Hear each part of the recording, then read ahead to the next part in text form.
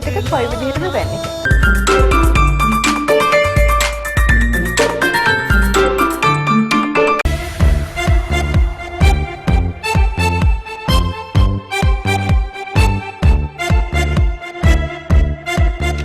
ජීවිතේ අපිට හරිම ලස්සන අවස්ථාවල් හම්බ වෙනවානේ. මේ හැම අවස්ථාවකම මතක තියාගන්න තියෙන හොඳම දේ තමයි ෆොටෝග්‍රාෆ්ස් කියන්නේ. වෙඩින් එක කියන්නේ ජීවිතේ ලස්සනම අවස්ථාව. වෙඩින් එකේ ෆොටෝග්‍රාෆ්ස් තමයි අපේ ජීවිතේ ලස්සනම ෆොටෝග්‍රාෆ්ස් වෙන්න ඕනේ. එහෙම නේද සුරන්? ඔව්.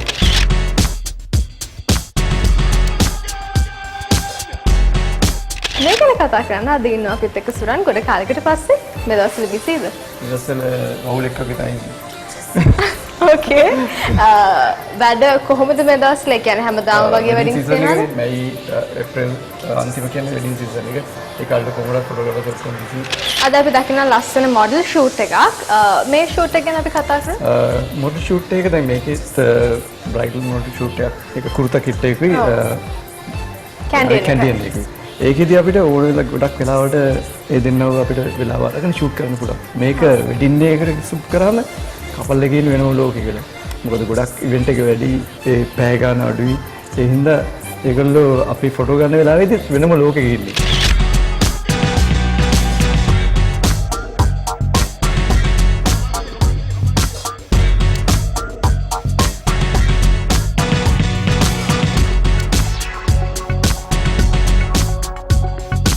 අද දකින ෂූට් එකේ මට කතා කරන්න හිතන්නේ මුලින් දැක්කම මේ කලර් කම්බිනේෂන් එක. මේ දෙන්නගේ කලර් කම්බිනේෂන් එක හරියට ඇත්තටම මේ බිස්කට් කලර් එකක් වගේ මේ කික්‍රීන් වයිට් වලට ඒ දෙනවා එක්සෝබ් වෙලා පේන හොඳට. ඒ වගේ කලර් එකක් එක බෑග්ග්‍රවුන්ඩ් කලර් එක මොකද සාමාන්‍යයෙන් වෙන්න ඕනේ?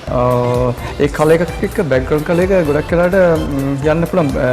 ඒකට ගොඩක් කරා වයිට් කලර්ස් ලස්සනයි.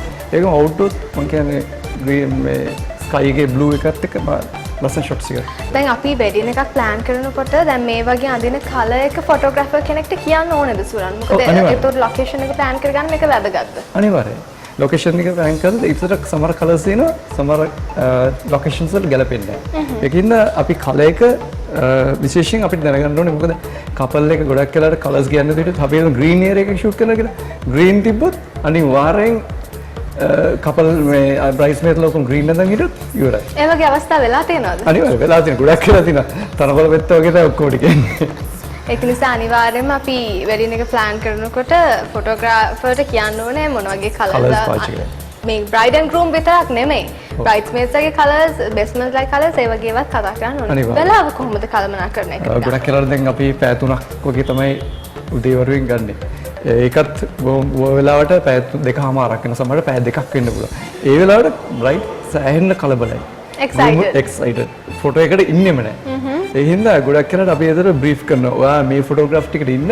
මේක තමයි ජීවිතය වගේ වටින ෆොටෝග්‍රාෆ්ස් ටික කියලා.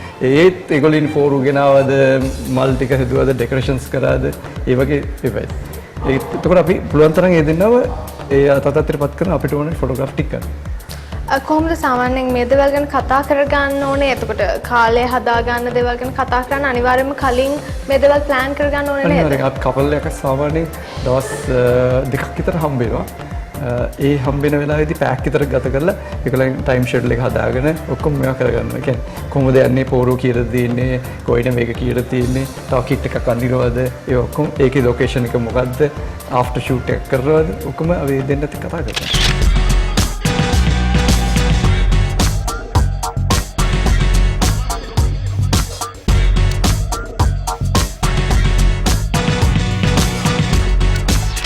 ෆොටෝග්‍රැෆි හැමදාම දවසින් දවස වෙනස් වෙනවත් එක්කම අලුත් දේවල් එකතු වෙනවා. මේ දවස්වල මොන හරි ඒ වගේ අලුත් දෙයක් තියෙනවද? ට්‍රෙන්ඩ්ස් තියෙනවා. දැන් ප්‍රී ෂූට් ට්‍රෙන්ඩ් එකක් කියලා දිනවා. දැන් එකේ කියනවා දැන් ප්‍රී ෂූට්ස් වල ලොකේෂන් වල ෂූට් කරනවා. දැන් අලුත් තීම් එකක් කියලා දිනවා.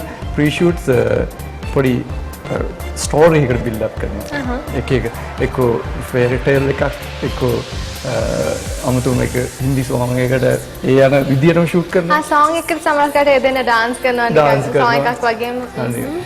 එදෙනගේ තියෙන ඒ කියන්නේ එදෙන්නට මොකද්ද කරන්න ඕනේ කියන එක තමයි අපි එතෙන්දි බලන්න ඕනේ. එතන ගැලපෙන එක. සමහරක් ඒවා ගැලපෙන්නේ නැහැ.